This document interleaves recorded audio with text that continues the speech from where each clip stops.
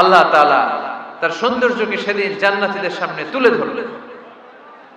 এই সূরাটা নাজিলের একটা ব্যাকগ্রাউন্ড আছে। আল্লাহর হাবিব সাল্লাল্লাহু আলাইহি সাল্লাম মক্কার জমিনে কাফিরদেরকে দাওয়াত দিতে লাগলেন, আল্লাহর ইবাদত করো, আল্লাহর জিকির করো, আল্লাহর প্রশংসা করো। এরকম দাওয়াত দিতে দিতে কিছুদিন পরে বিষ্ণু ইসা ইসলাম বলতে শুরু করলেন, রহমানের ইবাদত করো, রহমানের জিকির করো, রহমানের পায়ে সেজদায় লুটিয়ে পড়ো। তখন কাফেররা প্রশ্ন শুরু করে দিল, মুহাম্মদ এতদিন বলতা আল্লাহ, এখন কইতেছো রহমানের কথা, আসলে কোনটা? আল্লাহরে তো আমরা চিনি, রহমানরে তো আমরা চিনি না। আল্লাহর দাওয়াত দিচ্ছ, আল্লাহর গুণগান গাইছো, আল্লাহকে আমরা চিনি জানি, কিন্তু রহমানটা আবার কে? সে আবার কবে আসলো, কোত্থেকে আসলো, কবে থেকে আছে, কতদিন থাকবে? রহমানরে তো আমরা চিনি না। ওরা রহমান চিনে না।